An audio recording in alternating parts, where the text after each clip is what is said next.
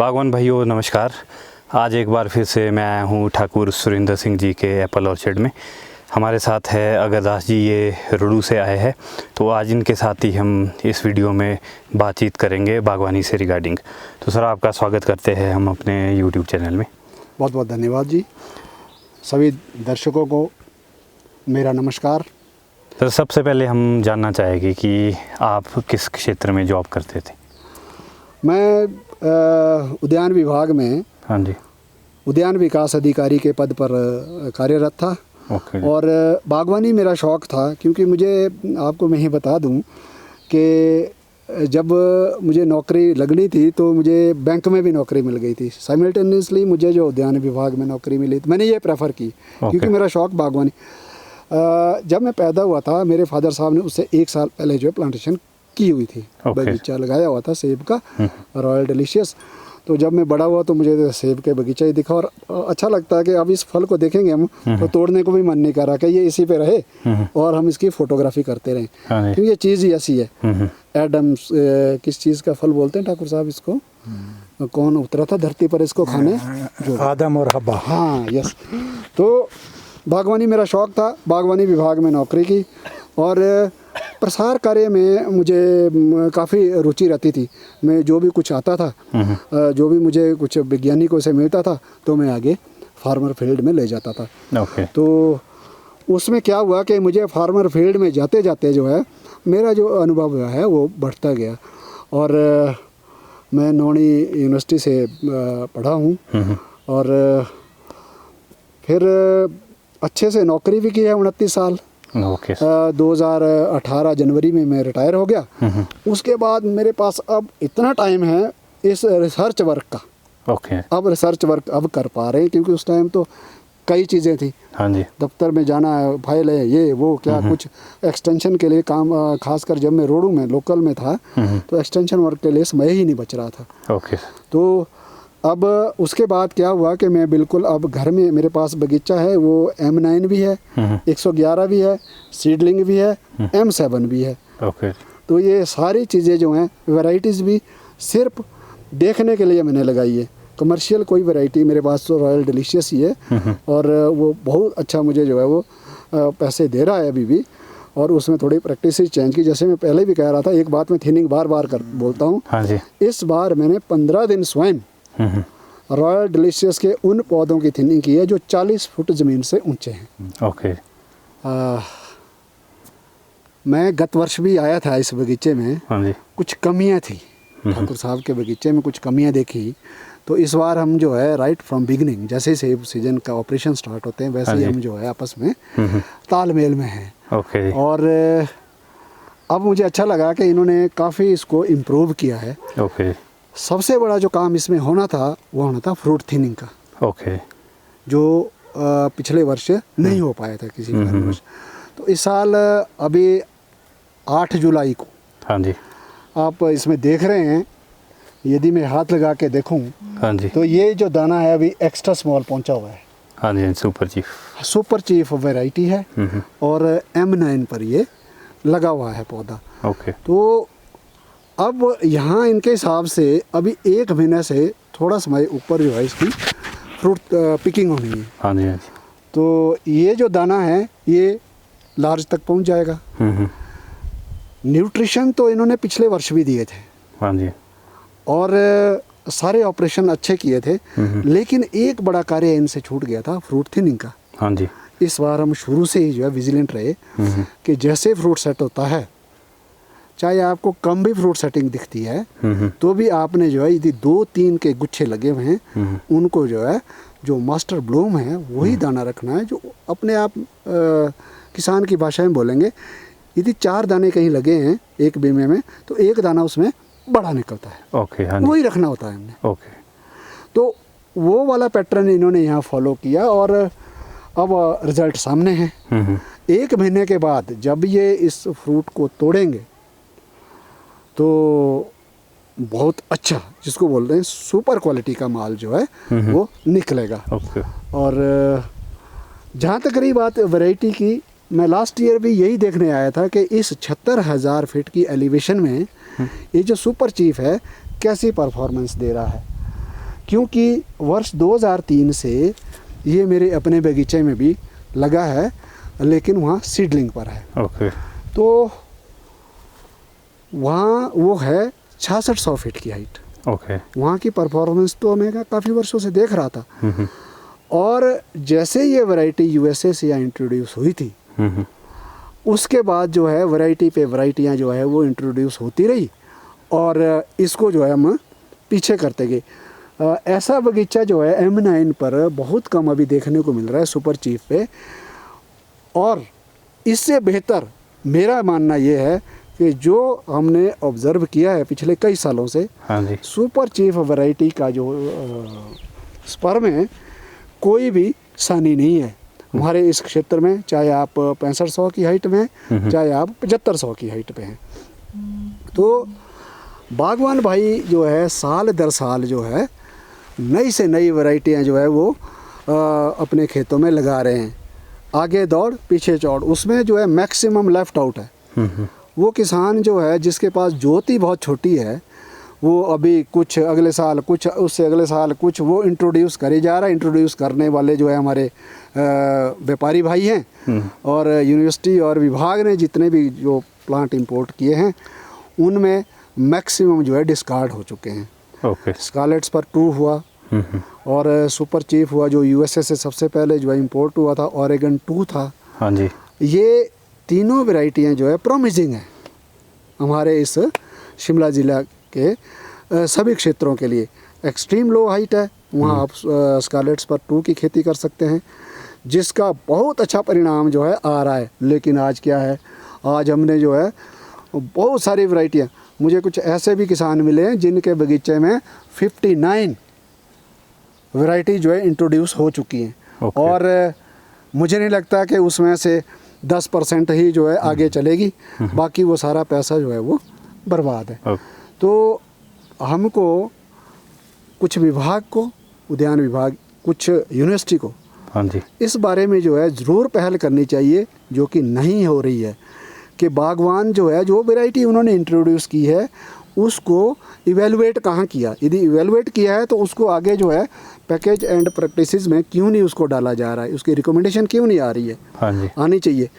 तो अब ये फार्मर अपने हिसाब से कर रहे हैं। अब दादा ठाकुर के ने अपने हिसाब से यहाँ बगीचा लगाया है। M9 पहले प्लांट किया, फिर उसके बाद इस पे जो ग्राफ्टिंग खुद की। तो आज इनके पास जो है कितने साल हो गए जी आपके? 7वां साल लगा। 7वें साल में जो है बेहतरीन रिजल्ट। इसमें एक तो रेसेटिंग कोई नहीं है, इसमें सुपर चीफ में मैं सुपर चीफ की बात कर रहा हूँ। ओके। क्योंकि मैं अभी सुपर चीफ के ही ब्लॉक में हूँ। हाँ जी, और मैं इसका फ़ैन हूँ। फ़ैन इसलिए हूँ क्योंकि ये हमें डिविडेंड पे करेगा और कर रहा है। ओके। एक सर यहाँ पे आजकल अगर देखा जाए ना तो इटालियन वैरायटी मार्केट में बहुत ज़्यादा है और अमेरिकन भी है। इन दोनों में क्या आपको मेन डिफरेंस नज़र आता है? देखो, जहाँ तक तो अमेरिकन वैरायटी है, हम जिए ही, हमारी जो बागवानी है सेब की वो चली ही अमेरिकन वैरायटी से है। आपके डिलीशियस जितने भी थे वो अमेरिका से ही आए थे। उससे पहले ब्रिटिशर्स ने कई वैरायटीज़ लाई थी, वो सारी फेल हुई थी, हमारे यहाँ वो चली नहीं। हाँ जी। अमेरिका से जो वैरायटी आई, उसके बाद अब जो दूसरा दौर आया, हमारे माननीय हरिचंद रोच जी ने जब ये इंपोर्ट किए थे पौधे 1999 में, तो उन्होंने उनके बगीचे में जो वैरायटीज़ लगी हैं वो बहुत ही अभी भी बहुत स्टेबल हैं और अच्छा डिविडेंड दे रही है। उनके पास जैसे एस पर है, हाँ जी, एस पर का कोई सानी नहीं है। 7000 की हाइट के ऊपर जो है कोई उसका मुकाबला नहीं कर सकता। ओके। और ये सुपर चीफ है, स्कारलेट 2 है, ऑरेगन 2 है, इटालियन वैरायटीज़ हैं। हाई कलर स्टैन आई है, अभी जेरोमाइन आया है, रेड ब्लॉक्स आया है। लेकिन एक अब दिक्कत ये है कि एक नर्सरी वाला बोलता है कि जी असली मेरे पास है, दूसरा बोलता है कि इटली की बात कर रहा हूँ मैं, दूसरा बोलता है कि असली तो मेरे पास है तो वो जेरोमाइन ही है। अब जेरोमाइन कोई किसी कंपनी बोलेंगे, ये कंपनियां हैं, ये नर्सरी नहीं है, कंपनीज हैं। तो रेड ब्लॉक्स नहीं चाहिए, असली तो हमारे पास था, ये गरीबा वालों ने तो गलत दे दिया। अब क्या करें अब अच्छा, जहाँ तक बात यहाँ ग्राउंड लेवल पे, ये जो जेरोमाइन रेड ब्लॉक्स हैं, इनमें रस्टिंग इतनी ज़्यादा है, नो डाउट ये हाई कलर स्टैन है। और रस्टिंग इतनी है कि आपके 25% 30% जो है वो फ्रूट खराब हो जाए। फ्रूट खराब अगर ये लो हाइट मिल गया है, जैसे जहाँ पे रॉयल में कलर की दिक्कत आती थी, रॉयल में दिक्कत आ रही है, वहाँ के लिए आपको यदि वो आप लगाते हैं, रस्टिंग तो वहाँ भी है इसमें, और फिर साइज़ का इशू तो रहेगा ही हर जगह। ओके। यदि आप अर्ली तोड़ना चाहते हैं और हमारा रेन फेड एरिया है मैक्सिमम, हाँ जी, फिर हमारी प्रैक्टिसेस भी उस तरह से नहीं है जैसी होनी चाहिए। साइज के लिए फ्रूट थिनिंग का कितना इम्पोर्टेंट रोल मानते हो आप? सबसे बड़ा रोल फ्रूट थिनिंग का है, उसके बाद रिटेंशन ऑफ मॉइस्चर, ओके, और न्यूट्रिशन। ये 3 चीज़ें हैं यदि आपने साइज़ इम्प्रूव करना। मैं इस बार आपको जानकारी दूं कि पिछले 3 सालों से जो है एक इस पे काम कर रहा हूँ, साइंटिफिक काम, कि किस तरह से हम जो है साइज़ को इम्प्रूव करें मेरे अपने बगीचे में, क्योंकि अब तो मैं फ्री हूँ और अपने बगीचे में ही देखता हूँ मुझे कौन से पौधे को क्या करना है। हाँ जी। तो इस साल जो है 15 अगस्त के बाद जब मैं हार्वेस्टिंग करूँगा, हाँ जी, जो मेरा ट्रायल लगा हुआ उसमें साइज़ के बारे में, तो वो रिवील करूँगा मैं उसके बाद कि भी हमको क्या प्रैक्टिसेस करनी है। जो भी बागवान आएगा पूछेगा, उसको बताऊंगा कि भी इस तरह से जो है हमने इसमें प्रैक्टिस करनी है, तब हम जो है साइज, किसकी बात कर रहा हूँ मैं, जेरोमाइन और रेड ब्लॉक्स की, क्योंकि सुपर चीफ स्कारलेट 2 के बाद जो है मेरे पास जो बड़ा ब्लॉक है वो जेरोमाइन का है और रेड ब्लॉक्स का है। लेकिन साइज़ उसमें बिल्कुल, क्योंकि मैंने तो सीडलिंग पे काम करना है, सीडलिंग पे लगे हैं, वो भी टॉप वर्क। हाँ जी। तो 1-2 साल तो जब उसमें फ्रूटिंग आई तो इतना ध्यान दिया नहीं, क्योंकि वो नेचुरल देखना था भी उसमें कितना का फ़र्क आता है। लेकिन अब इस पिछले 3 सालों से जो प्रैक्टिस चेंज की है, उसके लिए साइज इम्प्रूव करने के लिए थिनिंग, ये जो होती है ना हैंड थिनिंग और केमिकल भी की जाती है। वैसे केमिकल थिनिंग कहीं भी किसी भी मुल्क में नहीं की जाती है, ओके, और करनी भी नहीं चाहिए। हैंड थिनिंग ही इसका चारा है। हम डरते इसलिए हैं क्योंकि हम विगरस प्लांट जो है वो रखे हुए हैं हमने, तो उसमें हम थिनिंग करने के लिए गुरेज करते हैं। अदरवाइज यदि आप उसमें भी रॉयल डिलीशियस में भी जो सीडलिंग पे यदि उसमें भी थिनिंग करते हैं तो आपको जो है बेहतर रिजल्ट मिलेगा। ये प्रैक्टिस जो है मैंने जो है कई बगीचों में करवाई है इस साल भी, क्योंकि भारी क्रॉप थी। हाँ जी। तो फ्रूट थिनिंग जो है पहला काम। ओके। बाकी जहाँ पानी है वहाँ तो इरिगेशन दे दिया, नहीं तो रेन फेड में जो है दिक्कत आती है साइज़ की। और फिर न्यूट्रिशन में हमारे पास जो है काफ़ी कमियां हैं। क्योंकि जो फर्टिलाइज़र है वो इतने महंगे हो गए हैं कि हर बागवान जो है वो इतनी फीडिंग नहीं कर पा रहा है कि उसका पूरा जो है वो फुलफिलमेंट हो जाए। तो अब ये तो ज़रूरत है, FIM है वो सबसे बड़ी ज़रूरी है, क्योंकि ऑर्गेनिक कार्बन जो है हमारे अब ज़मीन पे रहा नहीं। ओके। फिर आप यदि केमिकल ही इस्तेमाल करते रहेंगे तो वो प्लांट को अवेलेबल हो नहीं पाएगा।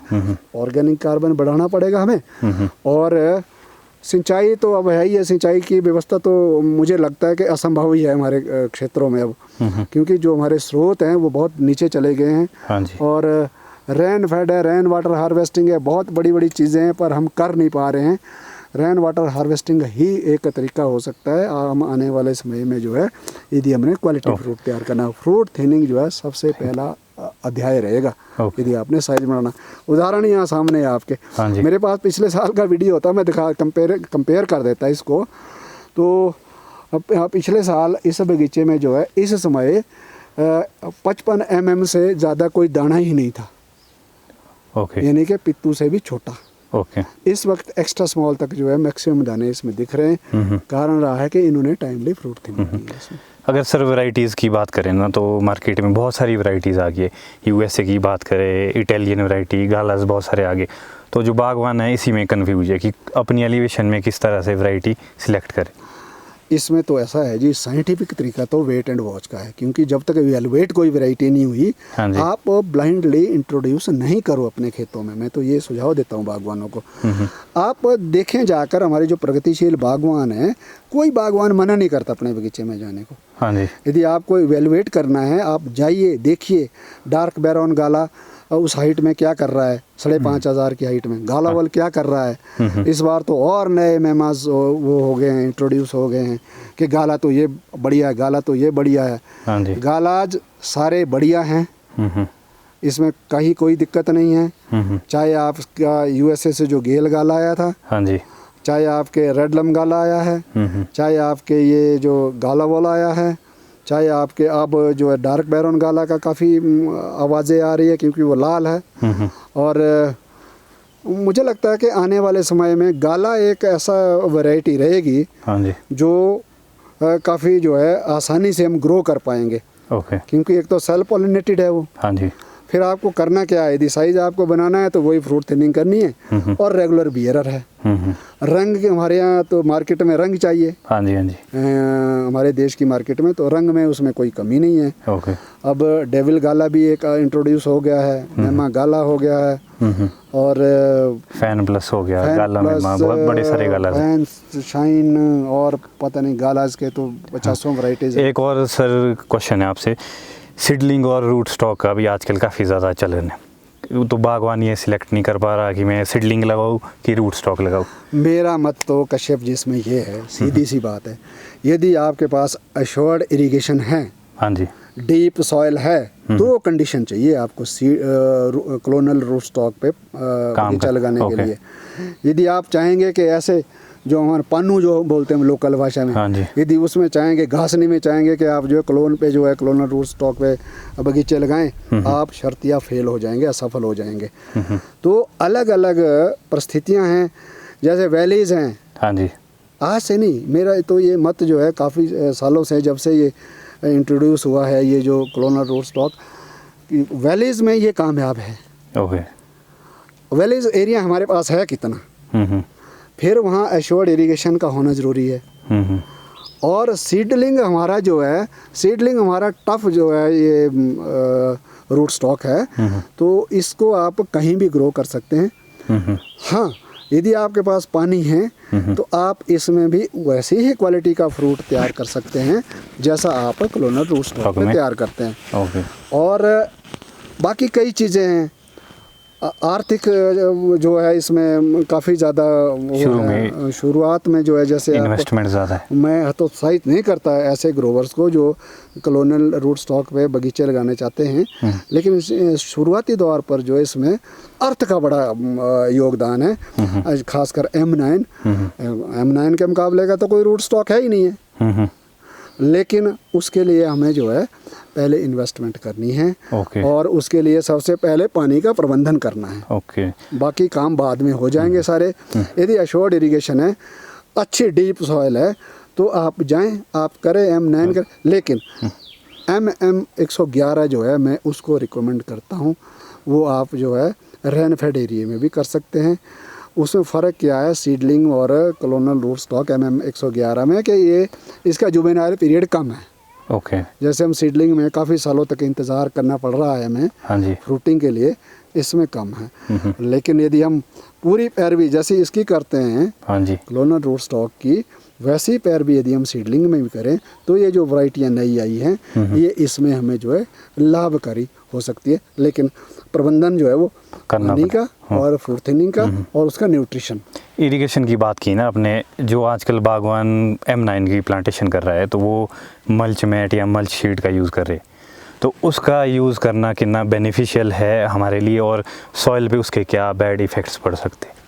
मल्च मैट और मल्चिंग शीट से नुकसान तो कुछ नहीं होने वाला, लेकिन पानी तो आपको तब भी चाहिए ना। आप यदि चाहेंगे कि मैं इसी हिसाब से ही चलूँगा, हाँ जी, कि मैंने तो डाल दी, मैट डाल दी, अब जो है मुझे मेरी नमी तो आपकी जो मार्च महीने की है वो कितने दिनों तक बरकरार रहेगी, वो पूरे थ्रू आउट सीज़न जो लीन पीरियड है, जैसे इस बार जो है मानसून लेट हो गया, हाँ जी, यदि आपके पास इरिगेशन नहीं है, आपका पौधा जो है वो ग्रोथ में रुक जाएगा और फिर वो साइज नहीं बन पाएगा। हाँ जी, हाँ जी। तो मल्चिंग करना, मल्चिंग भी मैं तो लोकल मल्चिंग को ही ज़्यादा प्रेफर करता हूँ और रिकमेंड करता हूँ, क्योंकि जो लोकल मटेरियल है, यदि आपके पास वो घास वगैरह कुछ, हाँ, प्रचुर मात्रा में है, तो आपके वो ऑर्गेनिक कार्बन को भी खेत में बढ़ाता रहेगा।